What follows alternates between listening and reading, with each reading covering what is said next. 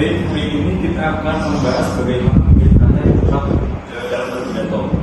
Menggunakan kata-kata yang tepat membantu pesan kalian tersampaikan dengan jelas dan benar.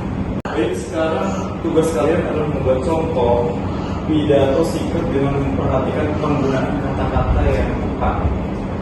Kalian boleh berdiskusi secara kelompok. Tema pidato kalian kali ini adalah menjaga kebersihan kampus.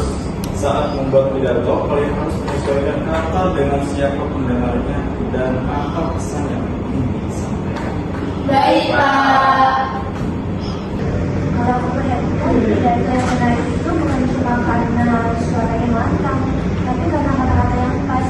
Kadang ada pembicara yang suaranya keras, tapi isi pidatonya nggak terasa menarik karena bahasanya terlalu kaku. Benar banget. Aku pernah dengar pidato di acara kampus, pembicaranya menggunakan banyak istilah rumit. Akhirnya banyak pendengar yang tidak fokus karena tidak paham maksudnya. Iya, itu sebabnya diksi harus disesuaikan sama siapa pendengarnya. Kalau audiensnya mahasiswa, bahasanya bisa lebih ringan. Tapi kalau acara formal, tetap harus sopan dan teratur. Betul, misalnya kita bicara soal kebersihan kampus, kalau pakai kata seperti mari bersama-sama menjaga kebersihan lingkungan, itu terasa akrab dan mengajak. Tapi kalau bilang Anda semua wajib menjaga kebersihan, kesannya memaksa.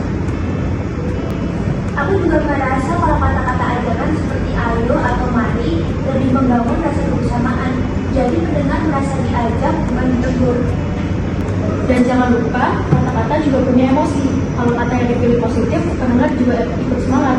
Tapi kalau negatif, bisa bikin suasana jadi tidak enak. Nah, misalnya antara jangan buang sampah sembarangan dan ayo buang sampah pada tempatnya. Keduanya punya maksud sama, tapi kesannya beda banget. Yang kedua terasa lebih sopan dan memotivasi.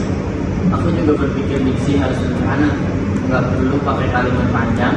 Kadang satu kalimat singkat tapi jelas malah lebih kuat kesannya. Setuju, aku pernah baca semakin sederhana kata yang dipilih, semakin mudah orang mengingatnya.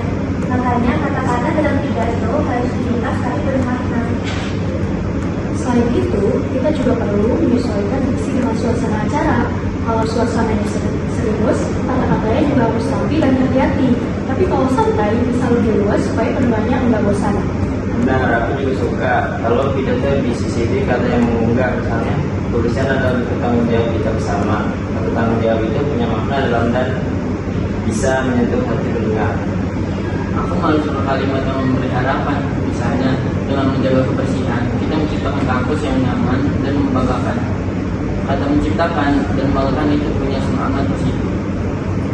Wah, berarti diksi juga bisa menunjukkan karakter pembicara.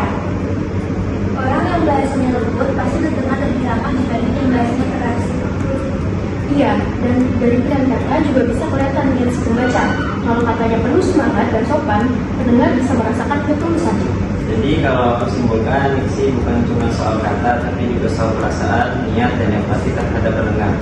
Setuju banget, pidato yang baik adalah pidato yang bisa menyentuh hati. Dan semua itu berawal dari pilihan kata yang tepat. Pak, kalau kita ingin pidato terdengar lebih hidup, selain kata-kata yang tepat, apalagi yang perlu diperhatikan? Bagus ya pertanyaannya. Selain kata-kata, intonasi, gestur, dan kontak mata juga penting. Supaya apa? Dengarnya masih terlibat. Pak, kalau pendengar tidak fokus, bagaimana cara membuat mereka tertarik? Kalau tujuannya bagus, kalian bisa mulai dengan kalimat pembuka yang menarik atau memberi contoh dekat dengan pengalaman mereka. Misalnya ajakan sederhana tentang menjaga kebersihan kampus. Apakah kita boleh menyisipkan humor ringan, Pak, supaya pidato tidak terlalu serius? Untuk Dimas, boleh selama tetap sopan dan sesuai konteks. Humor bisa membuat pidato lebih menyenangkan dan mudah diingat.